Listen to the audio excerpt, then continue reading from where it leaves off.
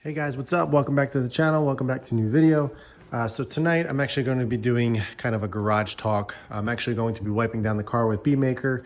It's been about a week and a half, 2 weeks since I ceramic coated the car with G-Technic CSL and XOV4. So the ceramic coat is completely cured, completely hardened. So now I'm allowed to, get it wet basically, because after a ceramic coat, you cannot get the car wet for at least 12 to 24 hours.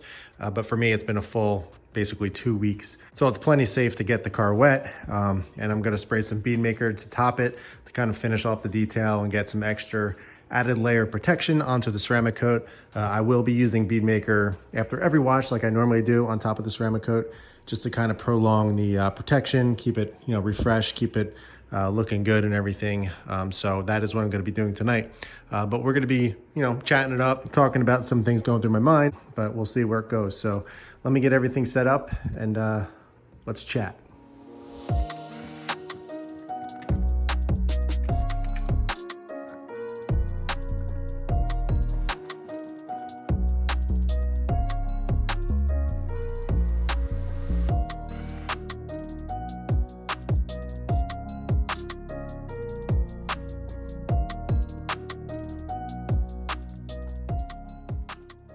All right, so we're gonna go around the car, just spray it down with some Bead Maker.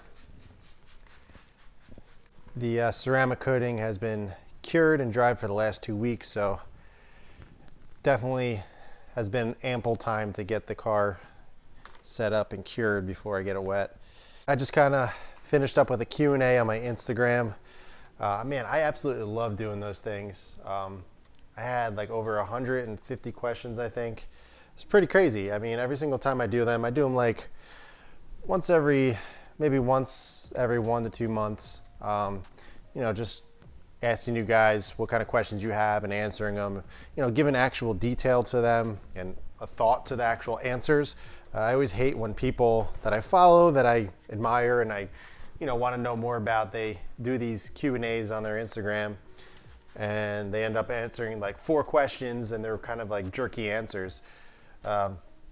So for me, when I do these things, I truly enjoy doing it. So I try to answer every single one that I can. Obviously there's going to be some repeats, which, I won't answer. I'll only answer the question once for the most part, unless your question has, something else that I can expand upon.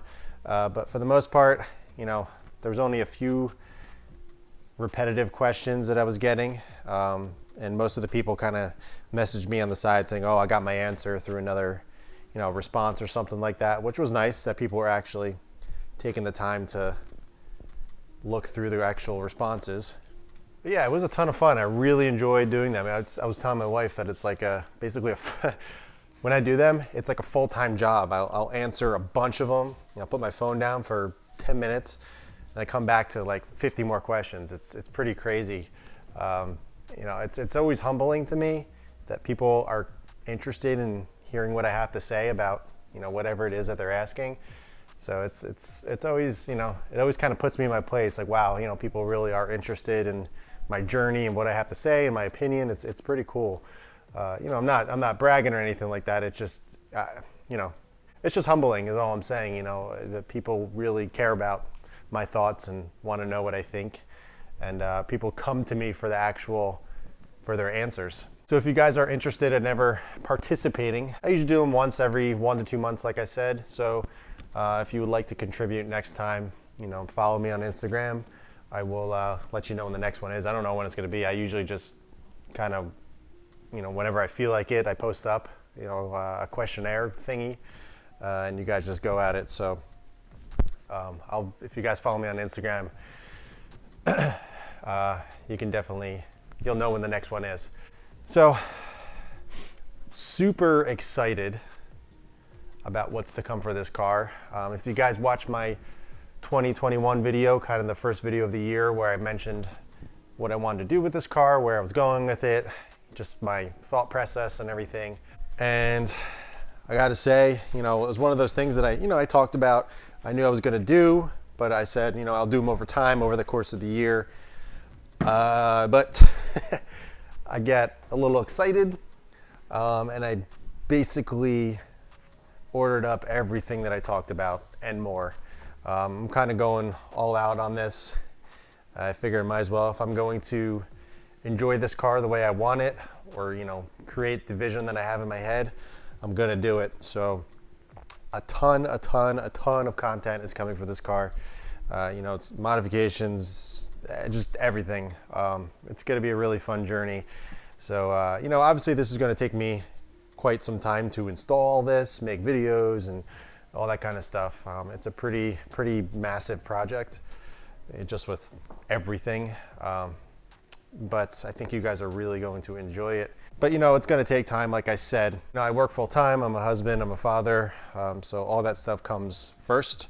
This is just the side hobby that I enjoy doing at night or when I find time to be able to do it.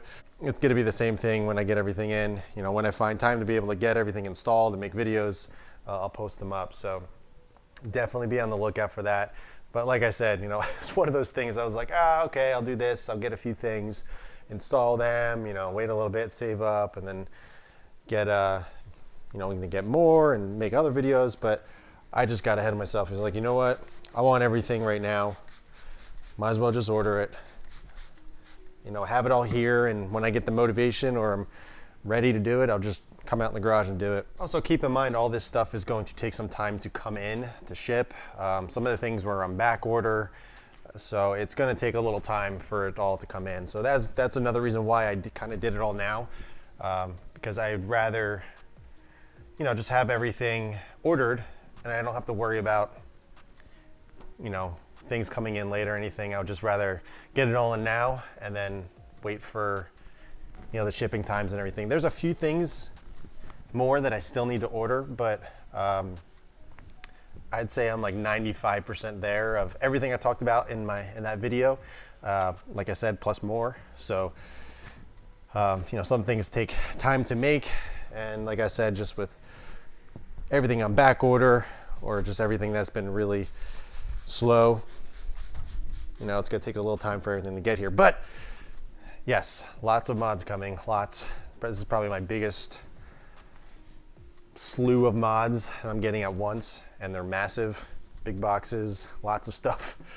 So it should be fun. But also I wanted to make a video on all this stuff because I partnered up with a really pretty big brand that I'm going to obviously let you guys know once everything is kind of set in stone and a done deal. But I'm pretty excited about this. This is something that I literally have dreamed about for a long time, and this company and I decided to partner up and get some things done. So really excited to share that with you guys. I think you're going to be pretty excited. I'm pretty pumped on what brand that is. So yeah, stay tuned for all that. It's really exciting, really fun. It's going to make some good videos, and it's going to take this car to another level for sure. Also, you guys have noticed I've been this is my first kind of real night spending time out in the garage with the new floor. You guys saw my videos on the switch tracks and installing and all that. And man, I am so happy with it. It's crazy what a floor can do and just change the space. It's such a beautifully designed, engineered, and looking floor. It really just takes this whole garage to another level. I absolutely love it. I don't think I'll ever have any other garage ever without this stuff. It's so practical, so easy to do, and it changes your whole entire garage instantly. So if anybody's on the fence about it, 100% recommend it. It's awesome stuff. I'm really starting to focus on the garage mods lately. Doing the floor really got me motivated, and it really got me thinking about what I want to do next. This garage is 20 by 20, so it's around 400 square feet, give or take. And so it's not massive. It's not the giant 3-car garage that I wanted, but I'm not complaining whatsoever. But it is more than enough space to get everything I want to get done, and just I'm more than happy with the space. But there's a few things that I would like to accomplish in here in terms of the overall look and just getting it to where I want. The first thing I wanted to do was the floor. That was like a major thing because it is fairly expensive to do the floor. So having this done is motivating me to keep on going and keep on doing more. So the next thing, or the next few things that I would like to do is sheetrock or drywall. This garage, the only parts that are drywall in here are parts that are touching the house. That's just to code that you have to do. Anything touching the house has to be insulated and sheetrocked for fire safety, and obviously for insulation and all that stuff too. So anything that is not touching the house that's on the outside perimeter is, it's not sheetrocked, it's not insulated. It's just basically, plywood and some 2x4s. It's basically half of the garage that I would need to get done. The parts that are already sheetrocked do need to be touched up. There's some holes. There's, it's not in the best shape. So having whoever comes here clean all that up will be another part of the job as well. And also the ceiling as well, that is also sheetrocked, but it's poorly done. It's just one of those construction jobs when they built the house, a single layer of tape and just really quickly done. But it's not in bad shape. It just needs a few things fixed and retaped and everything. So once, when they're here, they would do that as well. But you can kind of see on the back wall here, it's some ugly pegboard that I absolutely cannot stand. It was here with the previous owners, so it's just there. I haven't done anything about it. So the hard thing, or the most time-consuming thing about the sheetrock on this wall over here is because if you see over here, there's the breaker box. There's a bunch of wires running up everywhere. If you look over here, there's just a bunch of things in the way that you can't just throw sheetrock over. You kind of have to build it out. There's no holes drilling through the studs and the wires are not running through. It's just literally sitting on the 2x4. So all that stuff, they would have to build this out with 2x4s, kind of make it not like a box, but away from the wires, then do the sheetrock. So, it's more work than just throwing up some drywall and getting it taped up and all that stuff. So you can see on this side over here, it's already sheetrocked. There's some random holes for whatever reason. And then if you come over here on this side, there's some holes there. It's not in the best shape, but whatever. It's some easy stuff that can be fixed. So that would all be done. The ceiling, you can see some parts hanging down that need to be kind of screwed back up, and a really bad tape job, but it's half done is what I'm saying. So it just needs to be finished up and completed. It still is expensive, especially right now with wood and just materials in general, housing materials. It's pretty expensive, or more expensive than it ever has been, just with shortages and stuff. So I don't know if I'm going to do it right now, but once things calm down a little bit, I'm definitely going to get it done. I'm not really sure how much it's going to cost. I'm assuming a couple grand. But really looking forward to getting that done, because once that's done, that will totally change the space. The light's going to reflect off the sheetrock and the walls and everything. It's going to be way brighter in here. I plan to change the lighting. I'm going to obviously paint all the new drywall and stuff a really nice color. It's going to be very sterile, very clean, very simple. I mean, if you guys follow or know of Matt from Obsessed Garage, it's literally going to be a very, very similar style. Probably the same style. That's just me. That's my kind of style. I love how that looks. So definitely expect that look when the time does come. The other thing that I'm really looking forward to doing, that I'll probably do first before the drywall, is getting some heat in this garage. I live in New Jersey. It gets pretty cold out. The past week here, we got a decent snowstorm, and it was pretty cold out. It was in the teens. I wasn't really motivated to come out here and do anything to the car or spend time in the garage just because it's been so cold. I have some dinky little house heaters that you just plug into a normal wall socket, and it doesn't do a great job. I mean, you can tell this garage is half insulated, so it doesn't really retain too much temperature or too much heat. Any heat that does kind of pump out of this little tiny heater over here, it doesn't really stay. It stays kind of warm around that area, but that's about it. Now, to get heat in the garage, there's a few options. Obviously, the little home electric plug-in heater does not do the job. It only heats that one area, so I'm going to do something a little bit more industrial. So there's two options that you're obviously looking at. You're looking at gas. I actually have a gas line right here, which I can use if I wanted to go to that option. But gas, something about it I'm just not crazy about, because if something were to break on the heater, or had to do any maintenance on it, I would have to have somebody come here to basically shut off the gas and do the work, whereas I would rather just handle it myself and not have to worry about bringing someone in here and dealing with gas lines and all that stuff. So the next option is doing a proper electric heater. Yes, it costs more to run in the long term, but in terms of maintenance and being able to just, if something were to break, I can just unplug it and install a new one or do whatever I need to do. Super simple, and I think I just prefer that method.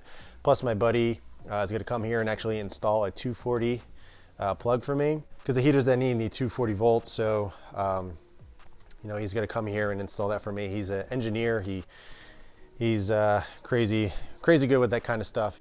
And I'm gonna get a heater. I'm not sure which one yet, but I would probably be looking at something around 5,000 watts, anywhere from 5,000 to 7,500 watts. That can easily heat up a 400 square foot area, no problem. It's not gonna make this garage be like 80 degrees, but it's definitely got to kick it up a solid 10, 15 degrees. Lately it's been upper 20s, low 30s at night, and in the garage it stays to about I would say about 45 degrees, 48 degrees around that area. So it's not really cold in here. It's bearable. You can just wear a sweatshirt and a hat and you'll be fine, like I'm wearing right now. Motivate me way more if it was like 10 to 15 degrees warmer in here. I would come out here way more often in the winter and get stuff done, do some more videos for you guys, knock out some mods and stuff, and just hang out in here. It's not something that I would be running 24/7. It's only going to be when I'm in here. So I want something that has, a thermostat, or I can control with my phone or a remote, something like that. So I can just, click it on 30, 45 minutes before I come out here, let it warm up, and then, use it while I'm in here. Because if I were to keep it on 24/7, it would be pretty expensive to run that. But it would definitely help dramatically, keeping this garage a little bit more bearable. So I'm really looking forward to getting some warm heat in the garage. Because right now it's comfortable. It's about 48 in here, but my hands are cold, and I know it sounds like I'm complaining, but I'm just looking to make this space as best as I possibly can, and just be more enjoyable than it already is out here. So I'm not complaining. Don't take it like that. I know it sounds like first world problems here, but I'm just really looking forward to kind of making this space into what I have always envisioned it to be. So yeah, guys, that's it. Super simple night. I just wanted to finish off the detail with some bead maker, as I explained in the beginning of the video. Putting this as a topper on top of the ceramic coat after every wash makes the coating or protection or whatever you have on the car last way longer. Plus it just looks fantastic. I love the way lapis blue works with bead maker. It's pretty awesome. I absolutely love it. This is my special sauce, my go-to. It'll always be in my arsenal unless something better comes out, which I'm not sure it will at this point. This is pretty amazing stuff. So if you guys are interested, be sure to pick it up. I do have it in the links below if you are interested. But I'm so excited for this year, guys, just with the garage mods and what I have coming for this car. You guys have no idea. I'm freaking out in my mind right now just because I'm super excited. I know I talked about a lot of this stuff, but knowing that it's actually happening and coming, and this car is going to go to that level that I've always wanted it to go to, is pretty exciting. So yeah, guys, that's it for this one. I hope you enjoyed it. I hope you guys are as excited as I am for everything to come for the garage and just kind of the journey with the car. I'm really looking forward to it. Yeah, guys, that's it for this one. I hope you enjoyed. In the meantime, keep it clean, keep it simple. I'll catch you in the next one.